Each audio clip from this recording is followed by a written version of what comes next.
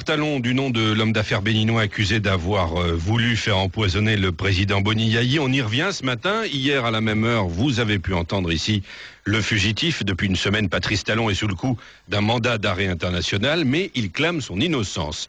La réaction aujourd'hui des autorités béninoises. En ligne de Cotonou, le ministre de l'Intérieur et de la Sécurité publique, Benoît Degla, répond aux questions de Christophe Boisbouvier. Benoît Degla, bonjour. Bonjour, monsieur Boisbouvier. Votre pays a délivré un mandat d'arrêt international contre Patrice Talon pour tentative d'empoisonnement du chef de l'État. L'homme d'affaires réplique que cette accusation est grotesque et qu'il s'agit d'un canular. Je voudrais bien aborder le point 1 à 1 et je finirai par ce dernier point que vous avez évoqué, si vous le permettez. Et quel est le premier point que vous voulez évoquer? Le premier point, c'est le prétendu soutien à la révision de la Constitution que le chef d'État lui aurait demandé. Oui, Patrice Talon affirme que le chef de l'État lui aurait demandé de l'aider à trouver une majorité qualifiée à la Chambre pour faire réviser la Constitution et pouvoir se représenter en 2016. Qu'en est-il?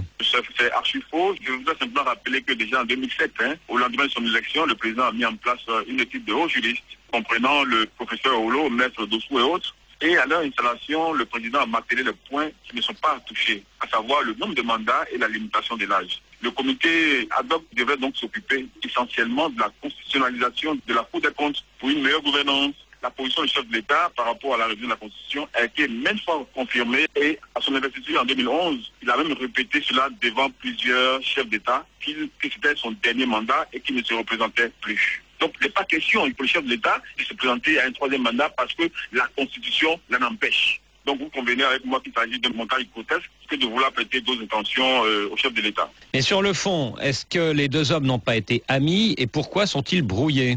Écoutez, le chef de l'État est celui-là qui n'a ni frère, ni parents, ni amis lorsqu'il s'agit, n'est-ce pas, de l'intérêt général. Il ne saurait donc être question pour lui de favoriser des intérêts particuliers au détriment de son peuple. Pour preuve, le président de la République du Bénin a été le premier chef de l'État à traduire 5 de ses ministres devant la haute cour de justice. M. Patrice Talon, il avait à gérer le coton avec des résultats qui ne sont pas à la hauteur de l'attente de la population. Alors, avec une subvention de plus de 11 millions d'euros, vous comprenez que nous ne pouvons pas continuer à laisser le coton dans les mains d'une seule personne. Le PVI, c'est la même chose. L'opérateur a fait faux et usage de faux. Alors, le PVI, c'est le programme de vérification des importations au port de Cotonou. Oui, il y a faux usage de faux et le gouvernement a pris ses responsabilités en suspendant ce contrat. Donc, les reproches à l'égard de Patrice Talon ne datent pas d'aujourd'hui. Il dit qu'il n'est pas surpris par cette nouvelle attaque contre sa personne, mais qu'en revanche, il est surpris par son caractère grotesque.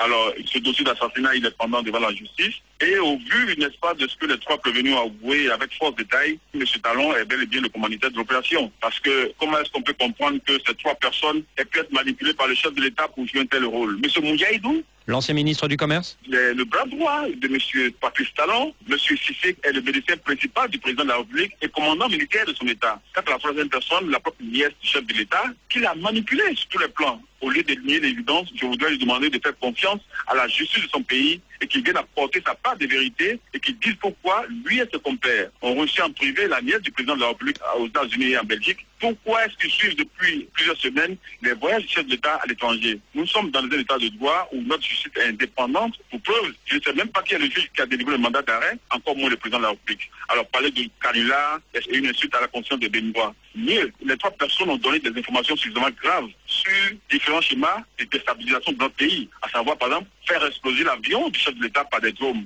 ou alors procéder au recrutement de commandos dans les pays de la sous-région pour déstabiliser notre pays. Ça, c'est pas nous qui l'avons dit. Ce sont les trois personnes qui ont révélé ces informations devant la justice. Alors qui vient s'expliquer? Aujourd'hui, trois proches du président, dont sa nièce, sont donc inculpés pour tentative d'assassinat et sont en prison à Cotonou. Mais Patrice Talon pense qu'ils n'ont rien fait et qu'ils sont manipulés dans le cadre d'une machination contre lui-même. Vous savez, il n'est pas facile à un assassin de reconnaître, n'est-ce pas, son forfait. C'est pas facile. Les trois personnes, sans la moindre pression, ont révélé tous les détails de la préparation du coup. Donc je puis vous dire que les trois personnes, de par leur position, ne peuvent pas être manipulées, ne peuvent pas accepter d'assumer cette grave responsabilité. Monsieur le ministre, merci.